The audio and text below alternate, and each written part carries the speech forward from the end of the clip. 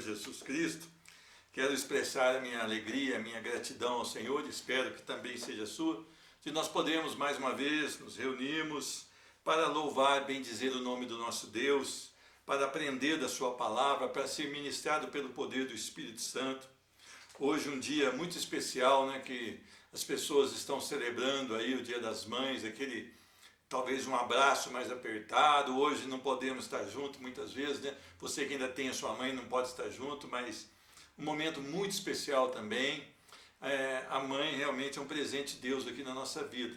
Eu não tenho mais, mas você que tem, penso que está alegre e que que abraçou mesmo de longe a sua mãe. E vamos louvar a Deus pelas mães hoje também.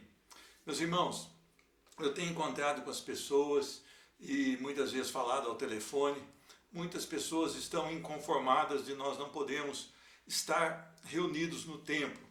Veja bem, já foi liberado para reunião nos templos, mas apenas 20% da sua capacidade e ainda mais pessoas acima de 60 e até 12 anos não podem estar presentes.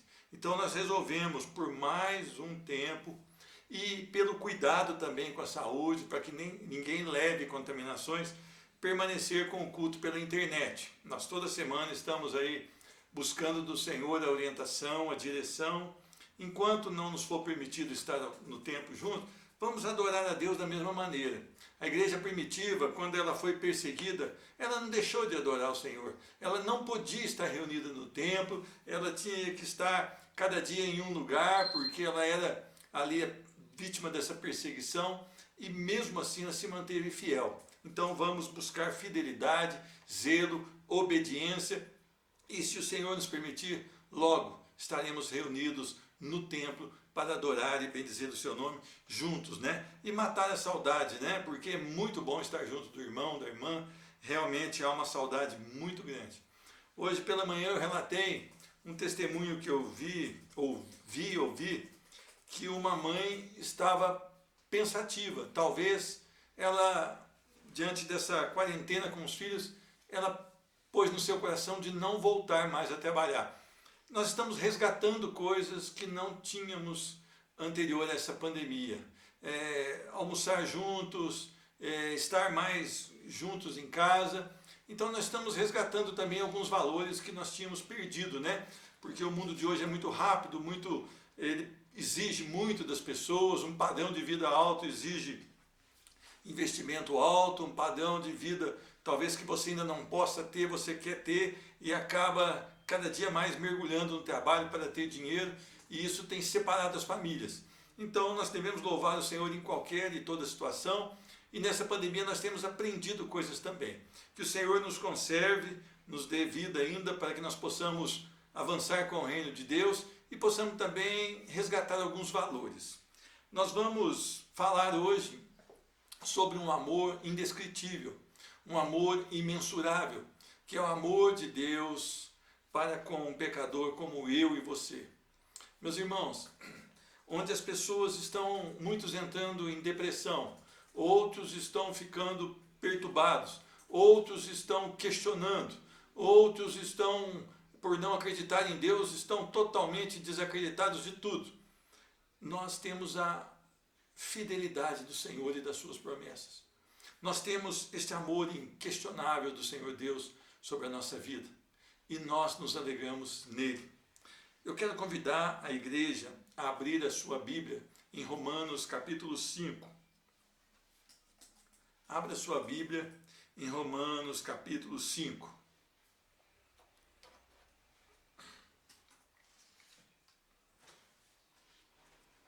Romanos capítulo 5, a partir do primeiro versículo. Romanos 5, 1. Justificados, pois, mediante a fé, temos paz com Deus por meio de nosso Senhor Jesus Cristo, por intermédio de quem obtivemos igualmente acesso pela fé a esta graça, na qual estamos firmes e gloriamo-nos na esperança da glória de Deus. E não somente isso, mas também nos gloriamos nas próprias tribulações, sabendo que a tribulação produz perseverança, e a perseverança, experiência, e a experiência, esperança. Ora, a esperança não confunde, porque o amor de Deus é derramado em nosso coração pelo Espírito Santo que nos foi outorgado. Porque Cristo, quando nós ainda éramos fracos, morreu a seu tempo pelos ímpios. Dificilmente alguém morreria por um justo, pois poderá ser que pelo bom alguém se anime a morrer. Mas Deus prova o seu amor para conosco pelo fato de ter Cristo morrido por nós, sendo nós ainda pecadores. Logo, muito mais agora, sendo justificados pelo seu sangue, seremos por ele salvos da ira. Amém? Vamos orar? Senhor Deus, queremos expressar louvor e adoração à tua pessoa, Senhor Deus, porque o Senhor realmente é longânimo, é bom, é compassível, é um Deus perdoador, é um Deus que salva, que justifica, que restaura, é um Deus que realmente pode transformar o pior dos pecadores em um homem segundo o coração de Deus. Senhor Deus, perdoa porque nós temos pecado contra o Senhor. Muitas vezes nós temos olhado para o que o mundo vive e temos ficado chocados, temos ficado sem esperança, porque esquecemos de que o Senhor é a nossa esperança, o Senhor é a nossa vida, o Senhor é a nossa salvação, o Senhor é tudo que nós precisamos e tudo que temos. Senhor Deus, nos perdoa, porque temos um coração ingrato, Senhor Deus. E esta ingratidão nos leva a nos afastar do Senhor, a tentar abraçar o mundo muitas vezes para encontrar uma segurança que Ele não pode dar.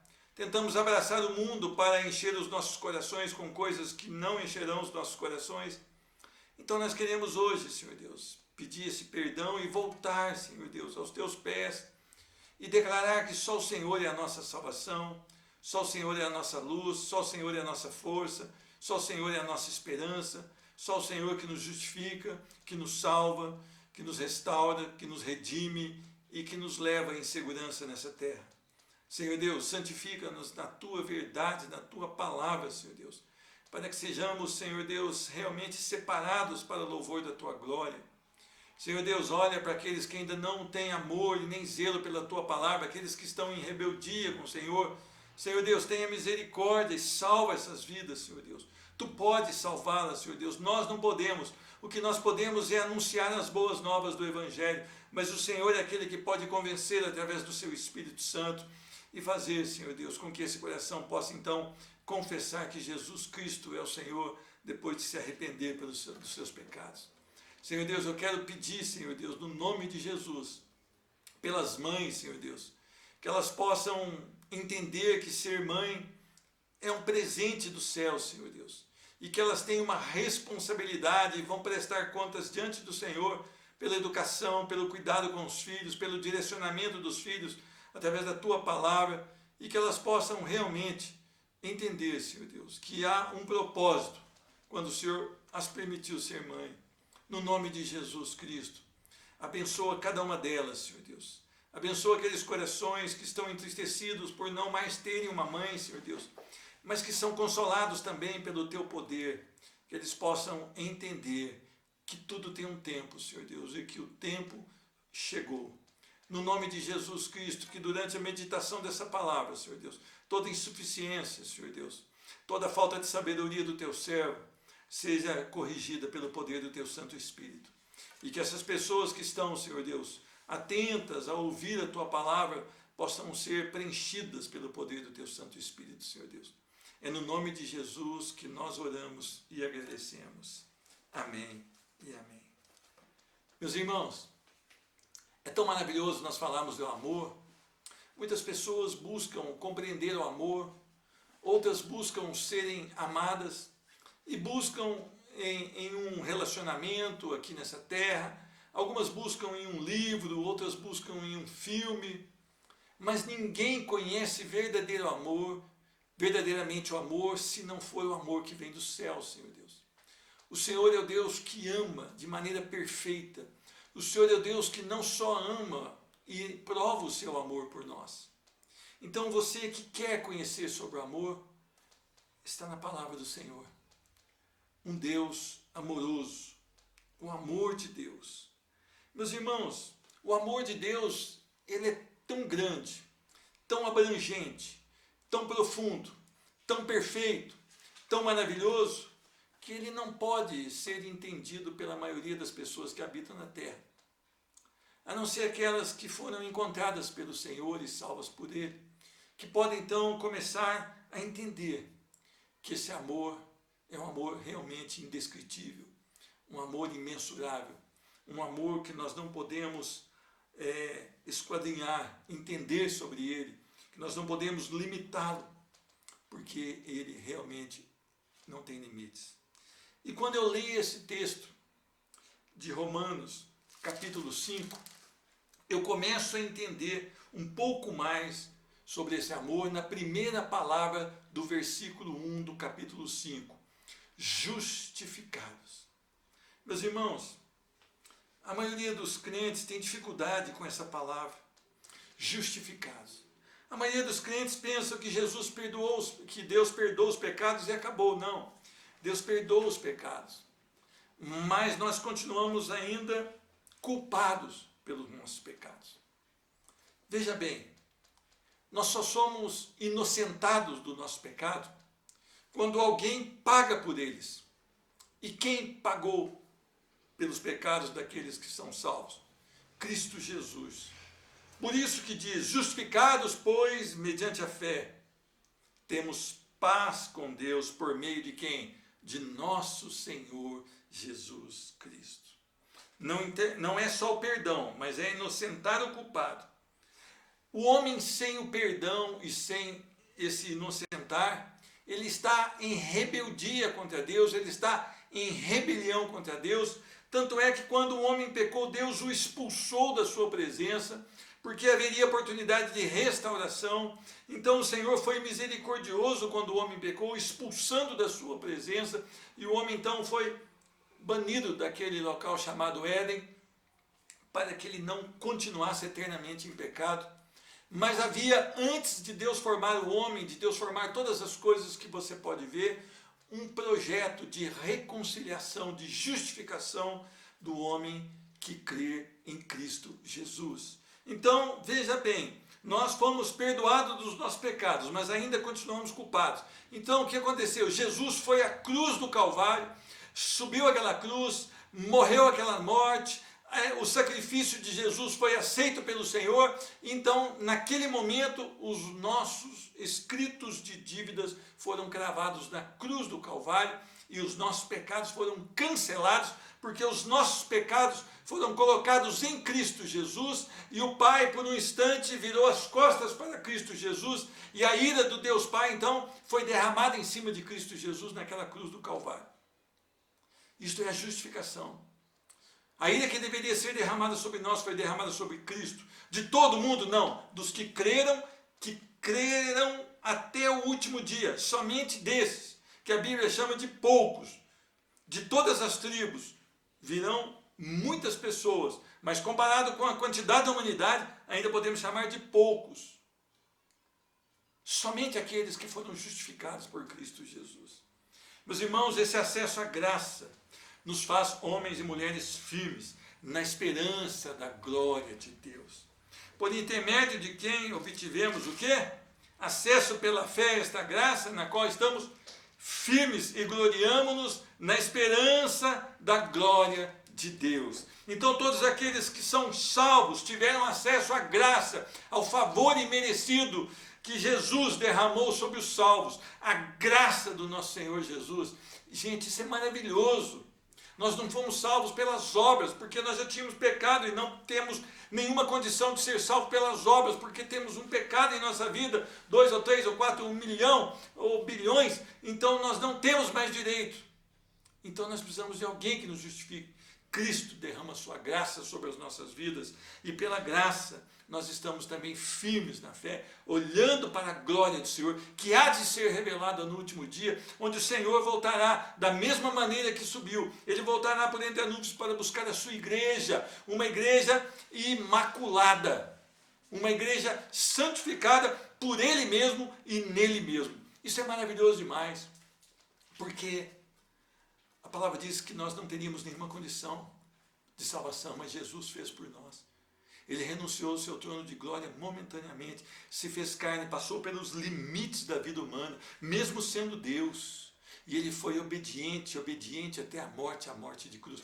E eu não sei por que a igreja hoje é fria, ela quer outras coisas, ela quer revelações que não estão na palavra, ela quer procurar pastores que são ungidos ou triplamente ungidos, eu não sei como é que chamam, ou pastores que têm pregações emocionais. Não há nada melhor do que ser justificado, nós ímpios sendo justificados, porque um Deus santo, poderoso, se fez homem e foi à cruz do Calvário e morreu a nossa morte, e aí ele cancelou nossos escritos de dívidas, o meu e o seu.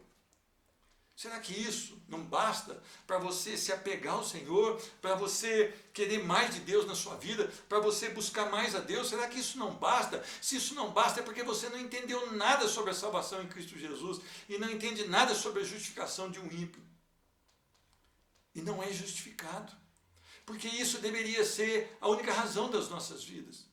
Essa deveria ser a alegria das nossas vidas. Essa deveria ser a paz das nossas vidas. Essa deveria ser a segurança das nossas vidas. Cristo justificando um pecador culpado como eu e como você. Meus irmãos, nós precisamos então entender que esse acesso à graça faz com que, pela fé, nós olhemos para a consumação dos séculos, onde estaremos reunidos eternamente com o Senhor Jesus e estaremos adorando ao nosso Senhor. O que isso mexe no seu coração? Você entende que é amor de Deus aqui? Você entende que é um amor de um Deus santo que salva um pecador impuro, miserável, que não serviria para nada, a não ser para ser fulminado pela ira de Deus, e esse Deus puro vem te salvar? Será que você precisa buscar a felicidade nas coisas aqui dessa terra? A palavra do Senhor continua dizendo que esse amor, ele faz com que a nossa vida seja abundante. E o que é uma vida abundante? É ter vários carros, ter várias propriedades, ter muito dinheiro? Não. A vida abundante é isso que eu vou ler para você aqui, versículo 3. E não somente isso, mas nos gloriamos nas próprias tribulações. Meus irmãos, vamos até Tiago. Tiago, capítulo 1.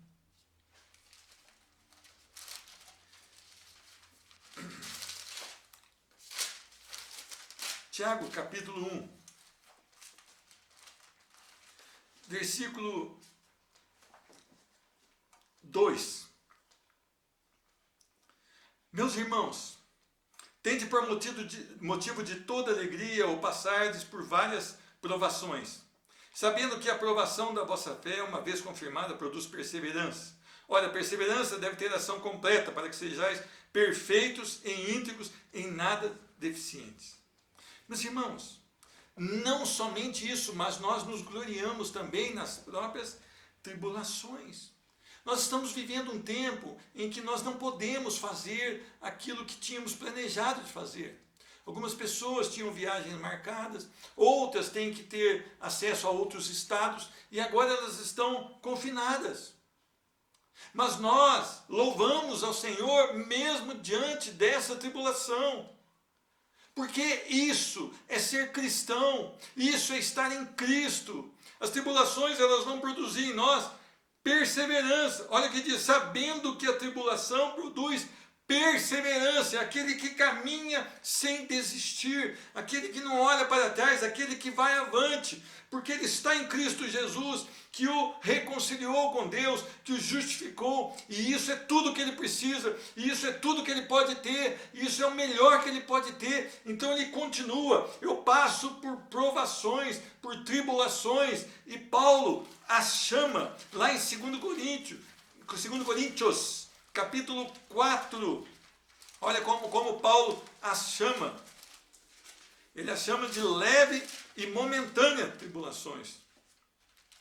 Vamos lá, 2 Coríntios, capítulo 4, versículo 17, porque a nossa leve e momentânea tribulação produz para nós eterno peso de glória acima de toda comparação, não atentando nós para as coisas que se veem, mas para as coisas que não se veem, porque as coisas que se veem são temporais, mas as que não se veem são eternas. Os olhos de Paulo estavam fixos na eternidade em Cristo Jesus. Por isso, as tribulações que ele tinha, e eram várias, ele chama de leves e momentâneas. Ou seja, elas eram frágeis, fracas, ele as suporta com muita tranquilidade, e elas eram momentâneas, porque essa vida termina brevemente. E ele depois iria para a glória com o Senhor. E lá não há tribulação. Então, meus irmãos, o que eu quero dizer para você?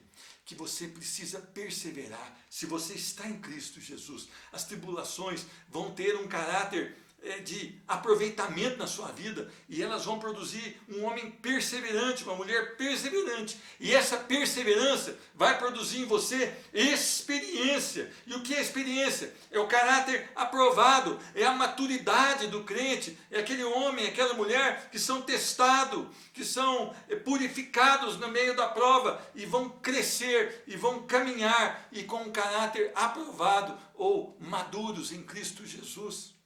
Então não há o que temer.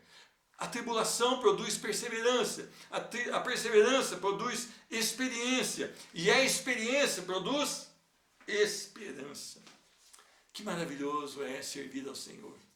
Ele não está falando aqui que vai haver facilidade.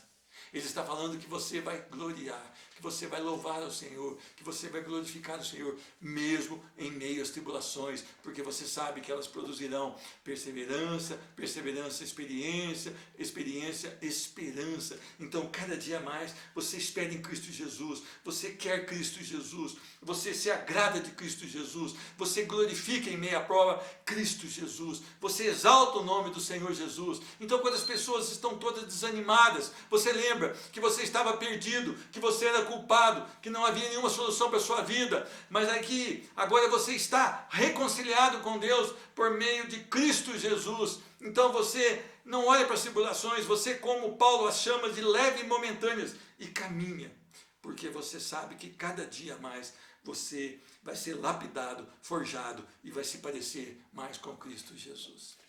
Meus irmãos, é isso que a igreja precisa desejar. Nós estamos desejando as coisas que o Senhor não nos deu, ou não nos vai dar. Nós precisamos querer estar em Cristo Jesus. A palavra diz, olha, a esperança não confunde, porque o amor de Deus é derramado em nosso coração pelo Espírito Santo. Aquele homem, aquela mulher cheio de Deus, ainda com um derramamento do poder do Espírito Santo sobre o seu coração, se torna um homem cada dia mais obediente à palavra de Deus, submisso à vontade de Deus, coerente com a sua aplicação de vida à palavra de Deus. E este homem caminha, e ele caminha seguro em Cristo Jesus, com um coração cheio do Espírito Santo, que foi outorgado pelo Senhor. E ele agora tem uma nova vida, ele tem novas atitudes, ele se parece com Cristo Jesus cada dia mais. E ele anda triunfante em Cristo Jesus. Não nele, não nas suas qualidades, mas ele anda triunfante em Cristo Jesus, porque a ele toda a glória, todo louvor e toda adoração. Meus irmãos, o que você tem questionado? O que você tem falado contra Deus? Olha, reflita que talvez você esteja falando, mas eu queria tanto fazer isso, eu queria tanto fazer aquilo. Olha, meu irmão, se você está salvo, você tem tudo o que você precisa em Cristo Jesus. E a palavra do Senhor agora continua no versículo 6. Deus prova o seu amor, porque Cristo, quando nós ainda éramos fracos, morreu a seu tempo pelos ímpios. Dificilmente alguém morreria por um justo, mas poderá ser que pelo bom alguém se anime a morrer. Poderá ser. Mas Deus prova o seu amor para conosco, pelo fato de ter Cristo morrido por nós, sendo nós ainda pecadores. Meus irmãos, você já pensou nisso? Um Deus santo, justo, Cristo, sentado à sua destra, no seu trono, reinando. Ele renuncia temporariamente a estar sentado no seu trono, se faz homem e morre por mim e por você, sendo nós ainda pecadores. A própria palavra diz que dificilmente alguém morreria por um justo. Pode ser que por algum bom alguém se anime. Pode ser por algum bom alguém se anima a morrer. Mas Deus prova o seu amor enviando Cristo Jesus para morrer por nós, pecadores, mortos nas nossas transgressões e pecados. Nós não tínhamos valor. Nós merecíamos a fulminação com a ira de Deus. Nós estávamos ali sem conseguir pagar a nossa dívida. A nossa dívida era impagável. Não há como pagar uma dívida. Então Cristo vem, se faz carne, morre a nossa morte e paga a nossa dívida. Será que a igreja entende isso? Será que a igreja vive como alguém que entende isso? Isso nos garante a eternidade em Cristo. Isso nos garante que os nossos pecados são cancelados em Cristo Jesus. Isso nos garante que nós não temos nenhuma dívida mais com Deus. Não porque somos bons, porque somos muito ruins, mas Cristo pagou a nossa dívida na cruz do Calvário. E isso que a igreja tem que se apegar. É aqui que nós encontramos a felicidade. Não nas coisas, não naquela palavrinha para erguer o meu ego, para levantar o meu ego, aquela palavrinha que os pastores têm dado para dizer que você é bom, você não é bom, você é ruim, Cristo que te fez aceitável ao Senhor. Eu não sou bom, eu sou ruim, Cristo é que me faz aceitável ao Senhor. É isso que nós precisamos saber. É isso tudo que nós podemos ter. Deus prova, Deus demonstra. Ah, eu amo a Cristo, você ama Cristo, mas qual que é a demonstração do seu amor por Cristo? Você obedece?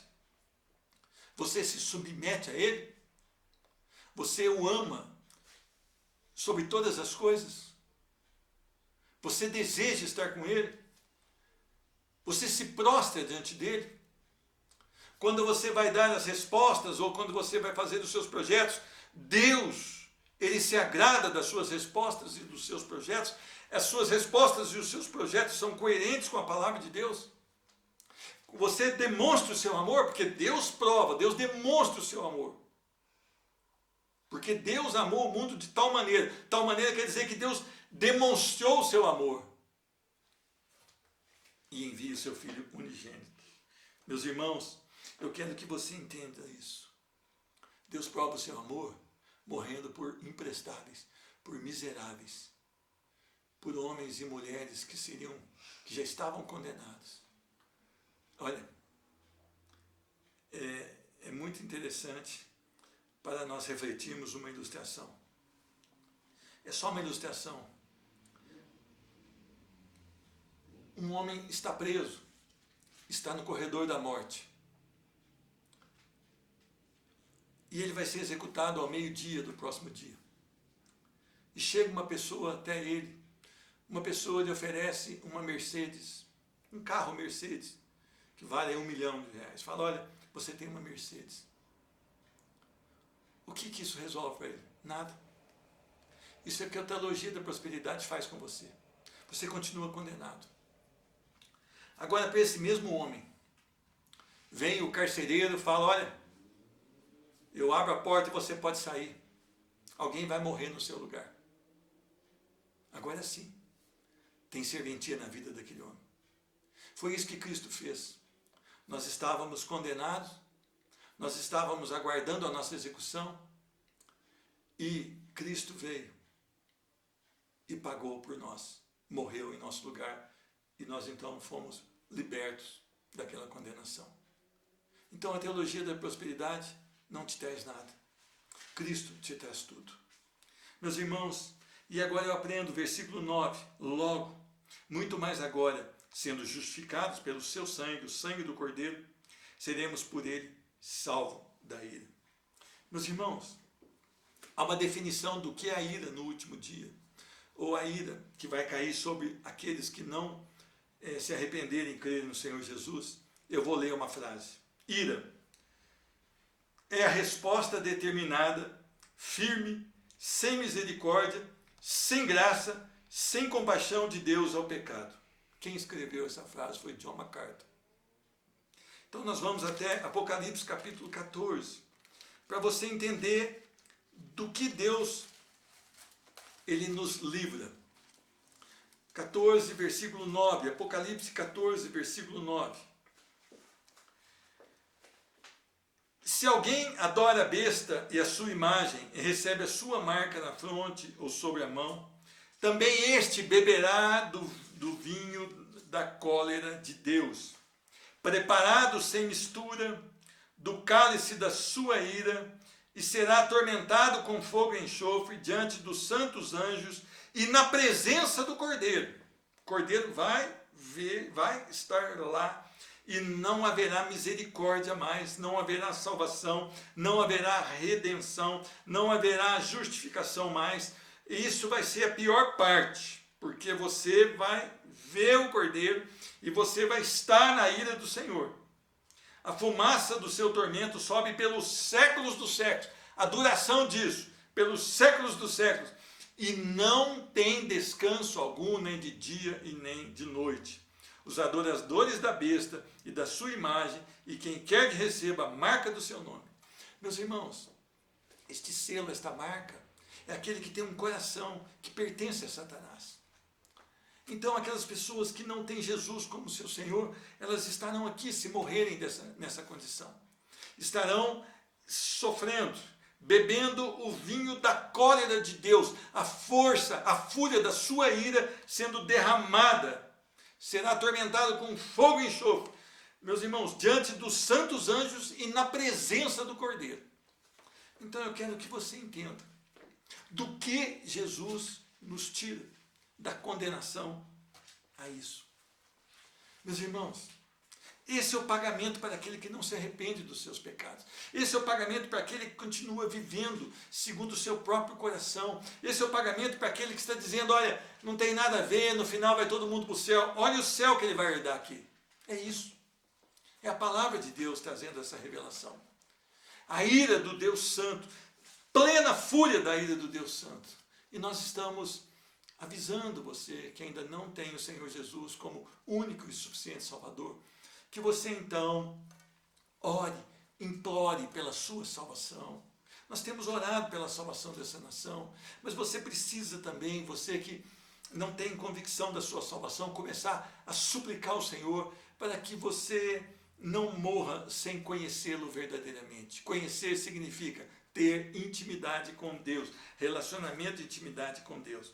Meus irmãos, a nossa felicidade em Deus, versículo 11 que nós não lemos ainda. Não apenas isto, mas também nos gloriamos em Deus por nosso Senhor Jesus Cristo, por intermédio de quem recebemos agora a reconciliação. A nossa glória, a nossa felicidade está em Cristo Jesus. Olha, as pessoas têm tentado, algumas... Eu estava notando ontem, ao caminhar na rua principal de Poços de Caldas, ontem, dia 9 de maio de 2020. Eu estava passando na loja, nessas lojas que vendem eletrodomésticos, e eu vi uma fila enorme. Muitas das pessoas receberam um presente do governo de R$600 e já estão inseridas nessas lojas, tentando se sentir felizes por poderem adquirir alguma coisa. Isso não traz felicidade, meus irmãos. Ontem eu vi um movimento na rua Assis Figueiredo. As pessoas estão tentando levar um presente às suas mães. Isso é muito bom. Mas o maior presente que você pode dar à sua mãe é a obediência, é orar por ela, é servir a Deus de todo o seu coração, é amá-la como Cristo quer que você a ame. É muito melhor do que você comprar algo ali que talvez você nem tenha condição de comprar, vai ficar devendo, para fazer um agrado, mas você não obedece, você não ora por ela, você não ama Cristo. Este é o maior presente que você poderia dar à sua mãe. As pessoas não estão entendendo que nos gloriamos em Deus por meio de nosso Senhor Jesus Cristo, por intermédio de quem recebemos agora a reconciliação. Essa deveria ser nossa alegria. Deus é a nossa alegria, porque foi por intermédio de Cristo Jesus que nós fomos salvos. Nós tiramos a porta daquela cela onde aguardávamos a execução da nossa condenação à morte, foi aberta, porque Cristo foi no nosso lugar e morreu por nós. Isso é maravilhoso demais, para que nós prendamos a nossa vida nas coisas desse mundo. Meus irmãos, a única felicidade eterna para o homem é uma felicidade concentrada nas riquezas da glória de Deus na face de Cristo. Quem disse isso foi um estudioso da palavra chamado John Piper. Então, tudo que nós buscamos de felicidade está em Cristo Jesus. É ali que o homem realmente louva. É ali que o homem realmente, diante de uma grande tribulação, adora, se alegra, porque ele tem convicções que nada nesse mundo pode lhe dar. Meus irmãos, você entendeu um pouquinho sobre o amor de Deus, que justifica o ímpio. Você entendeu o sacrifício de Jesus Cristo, que foi à cruz do Calvário, sem jamais ter pecado, e se fez pecado em nosso lugar. Ele não pecou. Quando diz que ele se fez pecado em nosso lugar, não é que ele se tornou pecador, não. É que os nossos pecados foram colocados sobre ele. Esse que você praticou hoje foi colocado sobre ele. Você que é salvo, ou você que será salvo, porque os não salvos não. Os não salvos, eles vão receber a plena fúria da ira do Senhor, sem misericórdia, sem graça, e vão, sem compaixão, receber o merecimento do seu pecado. O que você espera de Cristo Jesus? Um Cristo Jesus que te dê carro, que te dê casa, um Cristo Jesus que faça você ser promovido no teu serviço, que ele risque aquela sentença que o médico deu de morte e te dê mais tempo de vida? Ou um Cristo que justifique agora e pela eternidade? Um Cristo que faça com que você tenha direito nele em estar diante do Senhor pelos séculos dos séculos, nos céus, no lugar que ele mesmo disse que foi preparar morada para nós. Meus irmãos, eu te convoco a pensar, a refletir sobre a sua vida. Estar em Cristo não é o que o povo está fazendo. Estar em Cristo é se agradar dele e nele, no nome de Jesus. Eu quero orar por você, no nome de Jesus. Senhor Deus, nós queremos te louvar e te bendizer, porque mais uma vez nós podemos apreciar, receber, e Senhor Deus, que essa palavra venha mudar os nossos corações, venha transformar os nossos corações. Senhor Deus, nós lemos aqui alguns versículos da palavra do Senhor tão preciosos, tão ricos, que nós não conseguimos extrair tudo dele, mas que o teu Espírito Santo agora, Senhor Deus, continue alimentando a igreja, alimentando o rebanho, Senhor Deus, porque o teu Espírito Santo sabe o que cada coração necessita, Senhor Deus, e ele conhece, Senhor Deus, o Senhor, e ele conhece muito mais das coisas do céu, Senhor Deus. Faz um milagre, Senhor Deus.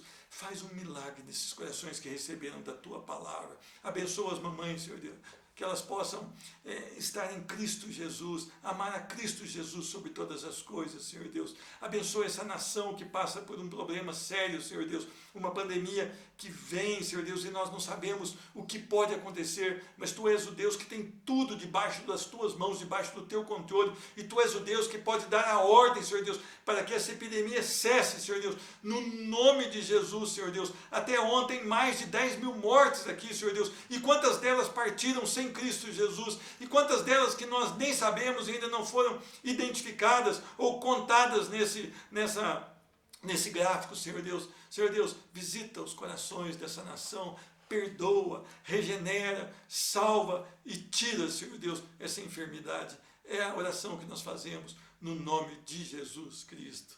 Que Deus te abençoe, que você possa continuar buscando a presença e a palavra do Senhor em nome de Jesus.